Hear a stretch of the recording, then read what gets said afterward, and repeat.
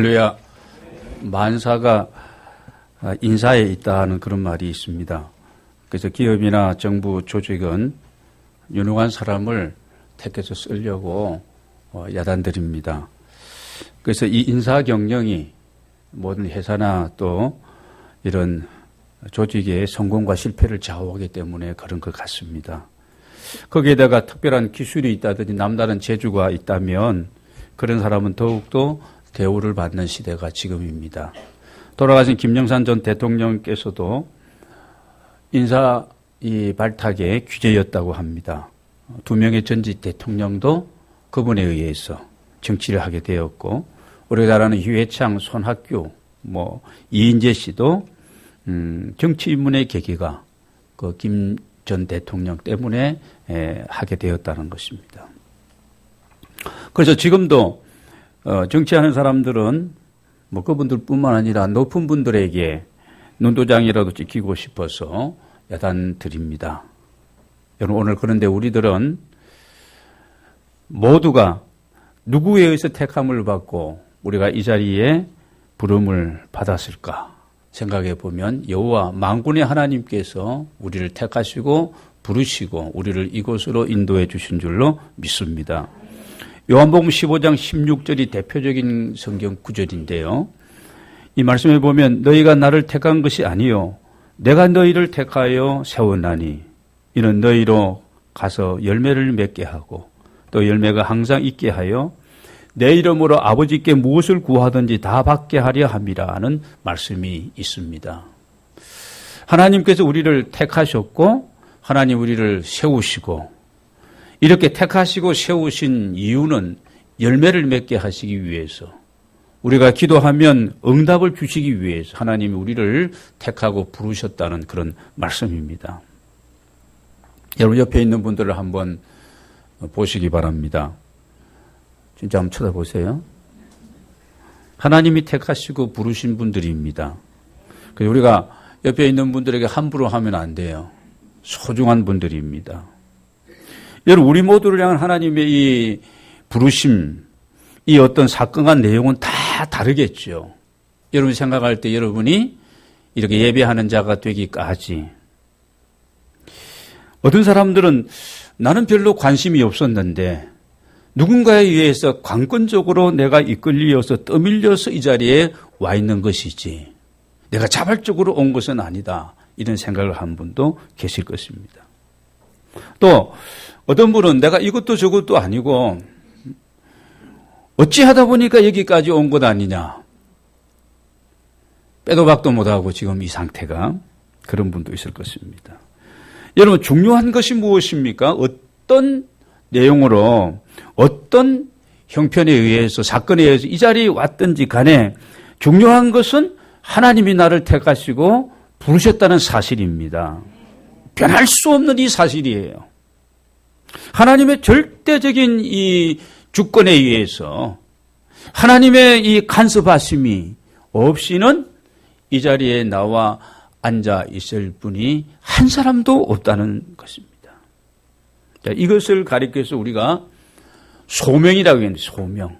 위에서 그분이 나를 향하신 그 부르심이라고 얘기합니다. 우리가 여러분, 이렇게 소명에 의해서 하나님 앞에 서서 살아가는 우리들이 시간이 지나다 보면 이 소명의식이 약해지고 불분명하고 퇴색될 수가 있습니다. 험한 세상 풍파에 우리가 이렇게 저렇게 치다 보면 그런 생각을 할 때가 있습니다. 여러분, 그럼에도 불구하고 변하는 것은 우리지, 나 자신이지, 하나님은 한 번도 변하지 않으신다는 사실을 여러분 믿으시기를 바랍니다. 여러분, 그래서 하나님 우리를 이렇게 택하시고 부르신 것은 나를 향한 하나님의 아름다운 계획이 있기 때문에 하나님이 내게 물어보지도 않습니다. 너 이렇게 내 일꾼이 될래? 나와 함께 이런 일을 하고 싶니? 물어보지도 않고 하나님의 일반적인 하나님의 선택에 의해서 오늘 우리가 하나님의 자녀가 된 줄로 믿습니다. 자, 그럼 우리가 목사님이 그렇게 얘기하는데 이걸 어떻게 내가 확인할 수 있을까? 오늘 우리는 한 사람을 만나게 됩니다. 이스라엘의 제5대 사사 누구요? 기드온입니다. 이스라엘 백성이 하나님 앞에 악을 행하여 오늘 우리 본문 6장 1절부터 보면 그 내용이 쭉 나옵니다. 그러니까 주변에 있는 미디안과 그 주변국들이 오늘 이스라엘을 괴롭히는 거예요. 7년 동안 이 이스라엘 땅을 정복하고 그냥 농사를 지어놓고 그러면 이 사람들이 마치 메뚜기 떼처럼 올라와가지고 가축들을 데리고 와서 완전히 쑥대밭을 만들어 놓고 주소한 모든 곡식도 다 거두어 가지고 가 버립니다.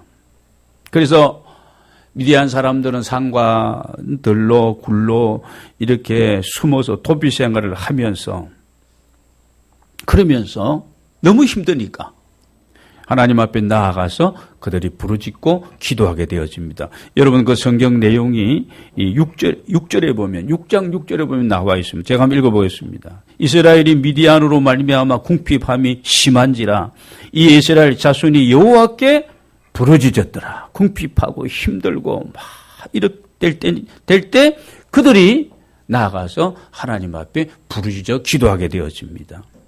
자, 7절입니다.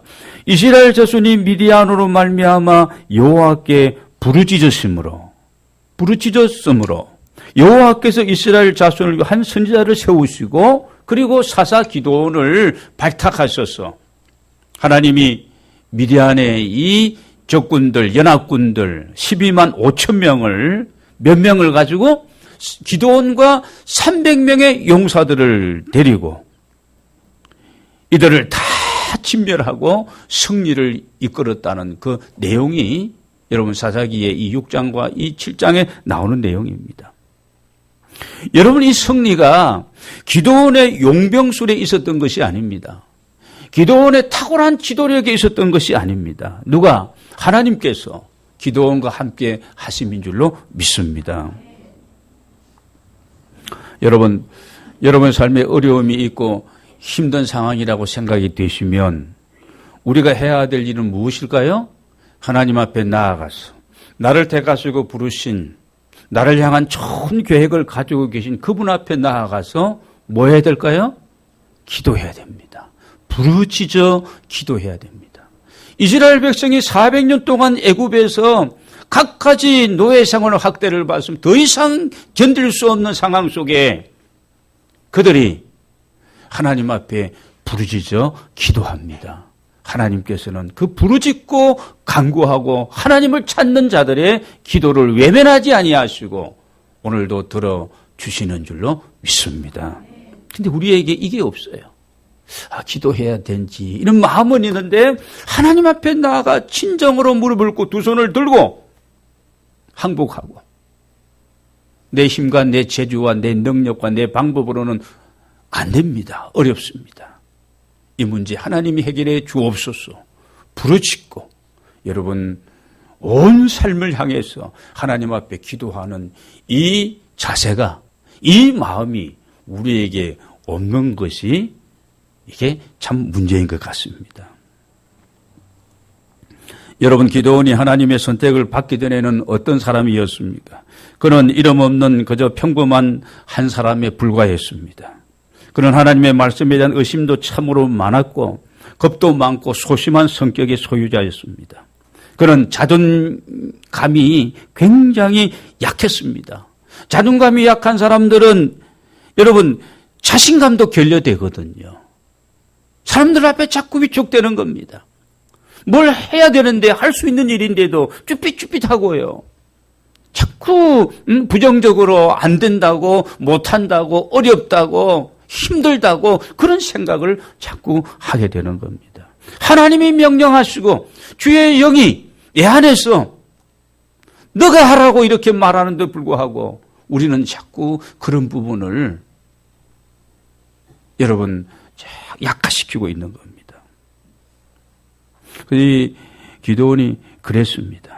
뿐만 아니라 하나님이 약속하신 것에 대해서도 불만도 많고 의심도 많았던 그런 사람이었습니다. 그래서 우리가 이 쭉 기도원의 일대기를 보면은요, 하나님이 그를 보내실 때에도 의심이 많아서 하나님의 부르심을 시험해 보기도 하고, 한 번, 두 번, 막 세 번 이렇게 시험하기도 하고, 마치 오늘 우리의 모습을 기도원에게서 보게 됩니다. 여러분, 나는 지금의 나의 모습으로 나 자신을 어떻게 평가하고 있는가? 지금의 나의 모습으로 나 자신을 평가하면 안 된다는 겁니다. 그건 일반적인 생각들이. 지금의 나, 내가 가진 거, 내 주변에 있는 사람들, 내가 경험한 것, 이 현실, 이 상황, 이 조건, 자꾸 우리는 그것만 보고 있는 겁니다. 나를 택하시고 나를 부르시고 나를 통해서 영광을 받으실 그 하나님이 나와 함께 하신다는 사실, 하나님의 계획과 하나님의 아름다운 그 목적이 내게 있음에도 불구하고 우리는 지금의 나에 매여가지고 움직이지를 않는 거예요. 기도원은 다시 말씀드립니다. 그야말로 평범한 사람이었습니다. 12지파 가운데서 가장 약한 지파 므낫세 지파의 출신이고, 그 중에서도 제일 작은 집안의 출신이었습니다. 그의 가족이나 그의 배경은 하나도 자랑할 것이 없었던 사람입니다. 우리들처럼 말입니다. 명문가분의 출신도 아닙니다. 스카이 대학들을 나온 사람도 아닙니다. 그래서 여러분 15절 하반절을 보면은, 나의 집은 므낫세 중에 극히 약하고 나는 내 아버지 집에서 가장 약한 자인이다.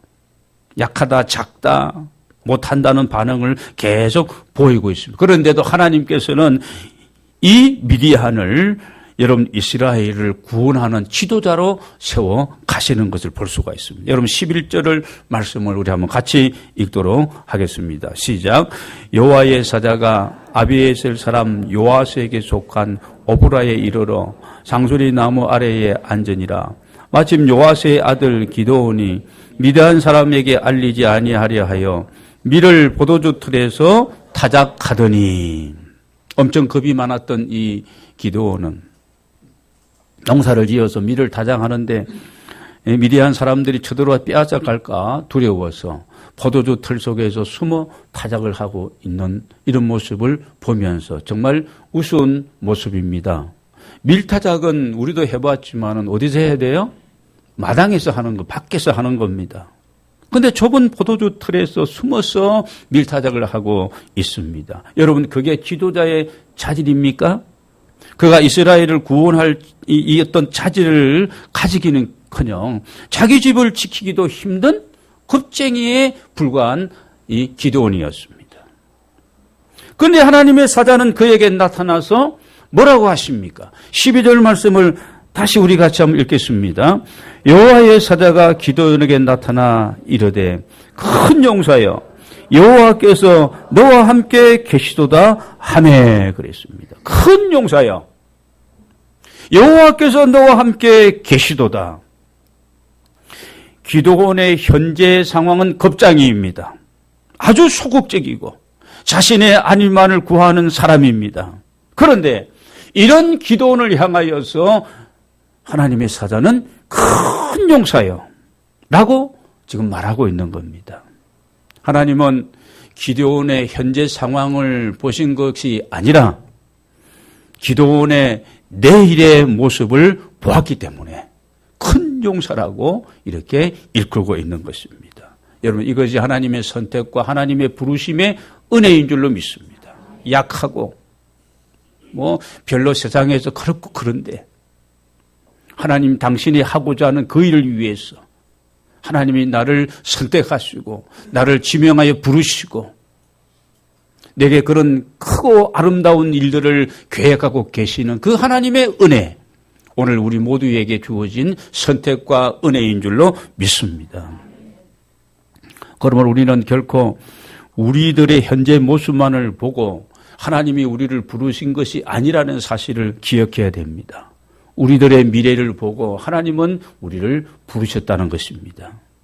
하나님께서 기드온을 보셨을 때에 지금은 미디안 족속이 겁이 나서 포도주 틀에서 밀타작을 하는 쫄짱보이지만 분명히 그가 큰 용사가 될 것이라는 것을 하나님은 보셨기 때문에. 여러분, 베드로도 그냥 일반적으로 갈릴리 호수에서 검을 치고 고기 잡고 팔아서 가족들과 함께 생계를 유지하던 그런 범부였습니다. 그런데 예수님은 너 시몬아, 앞으로 너 시몬이 아니고 너는 게바다. 너는 베드로다. 너는 반석 같은 사람이 될 것이다. 너는 앞으로 사람 낚는 어부가 될 것이다. 고기 잡고 먹고 사는 그 정도가 아니라 많은 영혼, 천하를 주고도 바꿀 수 없는 영혼들을 구원으로 인도하는 그런 사람 낚는 어부가 될 것이다. 그래서 이름을 바꾸어 줬습니다. 우리가 잘 아는 아브라함을 아브라함이라고 열국의 아비로 너 때문에 천하만국이 복을 받을 것이다. 사례를, 아브라함 안에 사례를 무엇으로요? 사라로, 열국의 어미로. 그리고 야곱을 무엇으로요? 이스라엘로. 야곱 역시 약삭 빠르고 욕심꾸러기고 남을 속이고 자기만을 위해서 살던 그 야곱. 너는 이제는 이스라엘이다. 여러분, 하나님의 부름을, 이 부르심을 여러분이 믿으십니까? 부르셨다면 부르신 그분께서 오늘 나를 통해서 하실 그 일을 기대하시길 바랍니다. 하나님이 괜히 우리를 택하고 부르신 것이 아닙니다. 사람들은 우리가 가진 학력, 능력, 가문, 혈통 이런 외적인 것들을 보지만 하나님은 우리의 중심을 보시는 것입니다.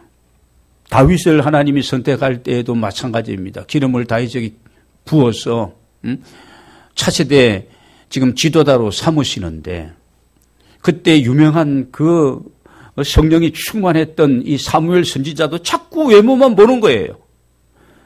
다윗의 형들이 오니까 이 껍데기 아주 늠름하고 신사적이고 잘생기고 막 키도 크고 용모가 좋은 이런 엘리압이라든지 그 형들을 보면서 자꾸 이 선지자 사무엘이 그 아들들에게 기름을 부으려 하니까 하나님은 야, 그러지 말아라. 자꾸 용모와 신장을 보고 외모를 보지 말아라. 나는 뭘 본다고요? 중심을 본다고 했거든요. 키도 작고 양치기 소년이었던, 그러나 철저하게 하나님이 나와 함께 하신다. 곰과 사자와 더불어 싸울 때에도 양 한 마리라도 소중히 여기면서 자기의 생명을 바꾸는 그런 중심을 가지고 아버지 집에서 최선을 다했던 그 야곱을, 그 야곱이냐 다윗을 하나님은 보시고 야, 그에게 기름을 부어라. 여러분, 오늘 우리가 기억해야 될 부분들이 있습니다. 기도원은 자기 자신의 처지와 형편을 알았기 때문에 그분의 부르심을 처음에는 받아들이기가 힘들었습니다. 그래서 그가 그토록 의심을 하며 다시 또 확인을 하고 증거를 보여주셔야 하고 계속 그러는 겁니다. 오늘 하나님께서 저와 여러분을 불러주신 줄로 믿습니다. 부르셨기 때문에 하나님이 우리를 통해서 일하실 것을 믿으시기 바랍니다. 우리 모두가 하나님 앞에 하나님의 쓰시기에 합당한 자로 우리가 세워지게 되고 하나님이 우리를 통해서 놀랍고 아름다운 일을 이루어 가심을 여러분 확신하시기를 바랍니다. 단 하나의 조건이 있습니다. 그것이 무엇인가 하면 내가 지금 어떤 상황 속에 있다 할지라도 하나님이 나와 함께 하심을 내가 믿어야 됩니다. 선택하신 이는 하나님이신데 하나님은 우리의 믿음을 보시는데 그분이 나와 함께 하신다, 이 믿음이 우리에게 없으면 계속해서 우리의 삶이 연장되어지는 거죠. 힘든 가운데 계속 시간은 지나가는 겁니다. 오늘 13절 말씀을 다시 한번 보겠습니다. 같이 한번 읽겠습니다. 기드온이 그에게 대답하되 나의 주여 여호와께서 우리와 함께 계시면 어찌하여 이 모든 일이 우리에게 일어났나이까? 또 우리 조상들이 일찍이 우리에게 이르기를 여호와께서 우리를 애굽에서 올라오게 하신 것이 아니냐 한 그 모든 이적이 어디 있나이까? 이제 여호와께서 우리를 버리사 미디안의 손에 우리를 넘겨주셨나이다 하니. 이 말은 그 말입니다. 기드온은 자기 백성들이 미디안 사람들에게 지금 고통을 당하며 사는 것을 보면서 하나님의 약속을 지금 막 의심하고 있습니다. 하나님이 함께 하신다면 어떻게 이 비참한 삶을 우리가 이렇게 오랫동안 살아가야 하는 겁니까? 애굽에서 불러내실 때의 그 놀라운 기적과 이적은 그 하나님의 그 기적은 어디 있느냐는 거죠. 약속을 의심할 뿐만 아니라 하나님의 능력까지도 지금 의심하고 있습니다. 이런 여러분 의심과 불신으로 가득 차 있는 기도를 향해서 하나님의 사자가 화를 내지 않으시고 오히려 그에게 사명을 부여하십니다. 여러분 14절을 보겠습니다. 14절 시작. 여호와께서 그를 향하여 이르시되 너는 가서 이 너의 힘으로 이스라엘을 미디안의 손에서 구원하라. 내가 너를 보낸 것이 아니냐 하시니라. 그렇습니다. 내가 그들을 구원할 수 있다는 말씀을 하십니다. 남들이 아니라 다른 사람이 아니라 바로 너라는 것입니다. 내가 그들을 이 민족을 내 백성을 구원하라는 말씀을 하고 계십니다. 그러면서 내가 너를 보낸다는 것입니다. 오늘 여러분 우리가 하나님의 일을 왜 합니까? 하나님께서 우리를 택하시고 부르시고 우리에게 그 일을 맡겨주시고 그 일을 하라고 하시기 때문에 우리가 하나님의 일을 하고 있는 줄로 믿습니다. 왜 우리가 여기에 있습니까? 하나님이 택하시고 우리를 이곳으로 보내시니까 그분이시기 때문에 이 현장이 오늘 우리들이 일할 수 있는 현장인 줄로 믿습니다. 16절을 보면 여호와께서 그에게 이르시되 내가 반드시 너와 함께 하리니 내가 미디안 사람 치기를 한 사람 치다 하리라 하시니라. 중요한 것은 하나님이 나와 함께 하신다는 사실을 내가 믿는 믿음입니다. 여러분 지금도 하나님은 어떤 사람을 찾고 계실까? 세상에 어떤 능력이 있고 화려한 경력을 가진 사람을 하나님은 찾고 계시지 않습니다. 여러분 교회가 문제가 되는 부분이 무엇인 줄 아십니까? 세상에도 힘쓰고 가지고 세상에 능력 있는 사람들이 교회 안에 와서도 전부 그런 사람들이 교회의 중직자가 되어지고 그렇게 되어지면 교회가 세소가 될 확률이 굉장히 많습니다. 그런 사람들이 다 하나님 보시기에 아름다우지 못하는 것이 아닙니다. 그러나 세상의 가치와 기준이 교회에 와서도 그것이 적용이 되어진다면 교회가 문제성이 있을 수가 있다는 것입니다. 성경은 그 사실을 우리에게 증언해 주고 있습니다. 예수님께서 제자들을 선택할 때에도 그때 예루살렘을 중심으로 화려한 그런 어떤 가문과 이런 경력과 최고의 학부를 또 수료한 그런 분들이 참 많았지만 예수님이 제자들을 선택할 때는 우리가 아는 것처럼 갈릴리 촌사람들입니다. 어부가 그 가운데 4명이고 또 세리도 있고 대부분 학문이 없는 촌부들이었습니다. 그 누구가 볼 때 해도 객관적으로 똑똑하고 인재가 될 만한 사람들이 12명 가운데 별로 없었습니다. 그중에 제일 똑똑했던 사람이 누구예요? 가룟 유다입니다. 그런데 그들이 주님을 만나고 변화되어집니다. 오늘 본문에 나오는 기드온도 역시 마찬가지입니다. 그들 속에 성령께서 임재하고 그들에게 능력이 임하게 되니까 오늘 여러분 6장 34절 말씀을 한번 우리 같이 읽도록 하겠습니다. 6장 34절입니다. 시작. 여호와의 영이 기드온에게 임하시니 기드온이 나팔을 불매 아비에셀이 그의 뒤를 따라 부름을 받으니라. 여러분, 기도원에게 여호와의 영이 임하시니까 바로 이것입니다. 예수님의 제자들에게도 마찬가지입니다. 오순절 사도행전 2장에 나오는 그 마가다락방에서 여호와의 영의 성령에 충만한 불같은 성령의 역사가 그들에게 임하니까 그 결과가 어떻게 되었습니까? 그들은 정말 사람 낚는 어부로서 하나님 맡겨주신 위대한 아름다운 사명을 감당하고 예루살렘이라는 그 교회를 세우고 그 교회가 확장되어져서 오늘의 세계 교회를 이루게 된 줄로 믿습니다. 사랑하는 여러분, 하나님을 여러분이 개인적으로 만나게 되시기를 바랍니다. 나를 택하시고 나를 향해서 아름다운 계획을 가지고 계시고 우리를 통해서 크고 놀라운 일을 행하실 그 하나님을 여러분이 개인적으로 만나시고 그 다음에 반드시 그분이 나와 함께 하신다는 사실을 믿고 하나님의 영으로 여러분이 충만하셔야 됩니다. 추상적인 만남이 아니에요. 나는 모태신앙이기 때문에 교회에 안 나갈 수도 없고 어떤 때는 믿는 것 같기도 하고 구원의 확신이 있는 것 같기도 하고 없는 것 같기도 하고 그런 어떤 믿음이 아닙니다. 그런 만남이 아닙니다. 매일매일 삶 속에서 그분과 함께하는 동행하는 그런 어떤 믿음입니다. 여러분 이런 깊은 만남을 통한 믿음이 여러분에게 있게 되시기를 바랍니다. 18세의 나이로 영국의 여왕이 된 소녀가 있습니다. 어린 나이에 여왕이 되었다는 소식을 처음 듣는 이 소녀는 어떤 반응을 보였을까? 기록에 따르면 그녀는 가장 먼저 기도했다고 합니다. 그들은 곧바로 무릎을 꿇고 하나님 앞에 기도하면서 하나님 이 영국을 인도해 주시고 하나님 저를 도와주셔서 내게 주어진 이 왕으로서의 사명을 감당하게 되려고 기도했습니다. 이 소녀가 64년 동안 대영 제국을 이끈 빅토리아 여왕입니다.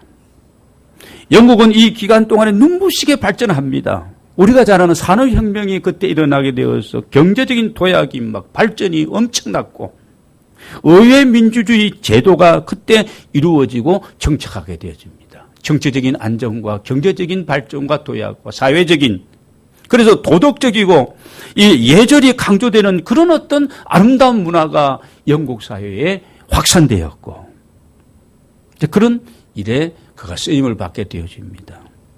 오늘날 인도의 한 왕자가 빅토리아 여왕을 접견한 자리에서 이렇게 영국이 번영하고 있는 이 번영의 비결이 무엇입니까? 그 능력이 어디에서 나왔습니까? 이렇게 물었더니 이 여왕이 이런 대답을 했다는 것입니다. 빙그레 웃으면서 탁자 위에 놓여있는 한 권의 성경책을 이 성경책을 집어들면서 이것이 그 비결입니다. 여러분 오늘 바라기는 저와 여러분이 우리의 인생을 살아갈 때에 내 삶을 인도해 줄 멘토를 누구로 삼아야 될까요? 성령님으로 삼으셔야 됩니다. 여러분 대답이 나오기 전에 내가 빨리 얘기해 버린 거예요. 내 인생의 멘토는 성령님이시다. 우리가 그런 사람이 돼야 됩니다. 성령님 내 삶을 아시지 않습니까? 보혜사가 되시는 성령님 나를 보호하시고 나를 변호하시고 나를 안내하시고 내가 기도할 수 없을 때 말할 수 없는 이런 음성으로 내 안에서 기도하시는 성령님. 그 성령님을 내 인생의 가이드로 삼고 내가 내 인생을 살아갈 때에 내 모든 사역과 내 인생의 어떤 그런 매뉴얼로 삼을 것은 바로 이 성경책입니다. 하나님의 말씀입니다. 무엇을 하든 가정생활도 부부관계도 여러분의 사업을 경영할 때에도 쓸데없이 다른 데 가서 이 사람 만나고 저 사람 만나고 시간 낭비하고 돈 허비하지 말고 그래서 이래도 안 되고 저래도 안 되니까 짜증스럽게 살지 말고 이 하나님의 말씀이 성경이 여러분의 사역과 삶에 정말 그렇게 쓰임받는 그런 사용 설명서가 되어지시기를 주의 이름으로 축원합니다. 여러분이 지금 상실감에 사로잡혀 있으십니까? 우울하고 삶의 해이를 느끼고 있습니까? 여러분의 미래를 아무리 생각해봐도 구멍이 안 보여. 미래가 불분명하고 여러분 답답하고 그런 가운데 있다면 성령님을 의지하고 기도하시길 바랍니다. 하나님의 말씀이 생각나게 하시고 이 하나님의 말씀이 불같이 오늘 우리 안에 강하게 나를 두드려서 내 삶에 새로운 일들이 일어나게 될 줄로 믿습니다. 따라하시기 바랍니다. 하나님이 함께 하시면 됩니다. 하나님이 함께 하시면 되는 겁니다. 하나님이 우리와 함께 하면 기도원처럼 구국의 이런 혁명의 용사가 되라는 게 아닙니다. 하나님이 우리와 함께 하시면 하나님이 계획하신 일들을 그분과 함께 우리는 이루어 갈 수가 있다는 그런 말씀입니다. 내가 대단한 것이 아니라 기도원이 대단한 것이 아니라 누가요? 하나님이 대단하시고 그분이 나와 함께 하시면 우리가 아름다운 일들을 감당할 수 있다는 사실을 믿으시기를 바랍니다. 고린도전서 1장 27절 29절을 보면 그러나 하나님께 세상에 미련하는 것들을 택하사 지혜 있는 자들을 부끄럽게 하려 하시고 세상에 약한 것들을 택하사 강한 것들을 부끄럽게 하려 하시며 28절 하나님께서 세상에 천한 것들과 멸시받는 것들 없는 것들 있는 것들을 피하게 하시나니 29절입니다. 이는 아무 육체라도 하나님 앞에서 자랑하지 못하게 하려 하심이라. 여러분 우리 하나님은 약한 사람을 들어 강한 자를 부끄럽게 하시고 없는 자를 들어 있는 자를 부끄럽게 하시는 그런 하나님인 줄 믿으시길 바랍니다. 그러므로 우리는 내가 부족하다고 실망할 것이 없습니다. 하나님은 당신의 사람들의 미래를 보시기 때문에 여러분 담대하시길 바랍니다. 내가 지금 볼품없고 부족한 것밖에 없고 내 모든 형편이 그렇다 할지라도 하나님 우리를 버리지 아니하시고 변화시켜서 쓰는 하나님이신 줄 믿으시기를 바랍니다. 다만 내가 그분을 받아들이고 나의 하나님으로 그분의 영으로 내가 충만하고 그분의 말씀, 그분의 명령에 순종하기만 하면 하나님은 우리를 이 시대와 역사 속에 한 부분을 감당하는 그런 일꾼들로 사용해 주실 줄로 믿습니다. 여러분 나를 바라보고 실망하고 포기하지 마시고 하나님은 모든 것을 만들어서 쓰시는 분이십니다. 그분 손 아래서 순종을 보이시고 그러면 주님이 우리 모두를 사용해 주실 줄로 믿습니다. 지금의 형편이 내가 이런데도 하나님 이래도 저를 쓰시렵니까? 오늘 말씀의 제목이 그것 아닙니까? 이래도 쓰시렵니까? 그렇습니다. 그럼에도 불구하고 그래도 하나님은 우리를 있는 그대로 쓰실 줄로 믿습니다. 이 은혜가 하나님의 그 놀라운 사랑 안에서 여러분 하나님이 원하는 대로 그렇게 부름받은 쓰임받는 축복이 함께 하시기 주의 이름으로 축원합니다.